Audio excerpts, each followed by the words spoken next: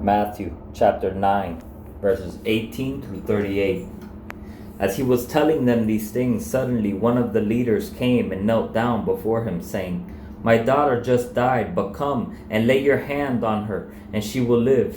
So Jesus and his disciples got up and followed him. Just then, a woman who had suffered from bleeding for 12 years approached from behind and touched the end of his robe. For she said to herself, "If I can just touch his robe, I'll be made well." Jesus turned and saw her. "Have courage, daughter," he said. "Your faith has saved you." And the woman was made well from that moment. When Jesus came to the leader's house, he saw the flute players and a crowd lamenting loudly. "Leave," he said, "because the girl is not dead but asleep." And they laughed at him. After the crowd had been put outside, he went in and took her by the hand, and the girl got up. Then news of this spread throughout that whole area. As Jesus went on from there, 2 blind men followed him, calling out, "Have mercy on us, Son of David."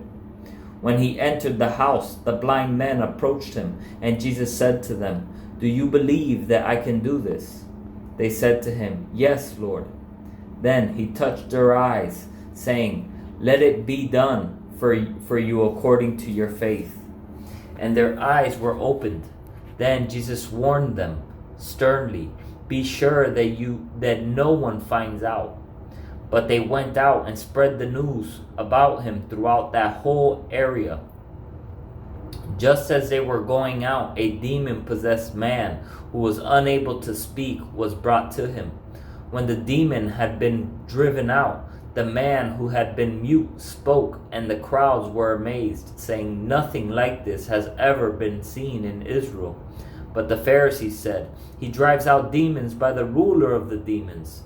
Jesus continued going around to all the towns and villages, teaching in their synagogues, preaching the good news of the kingdom, and healing every disease and every sickness. When he saw the crowds, he felt compassion for them, because they were distressed and dejected, like sheep without a shepherd.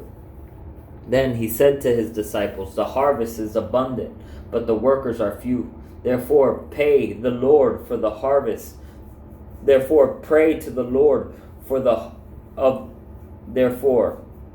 to the Lord of the harvest to send out workers into his harvest."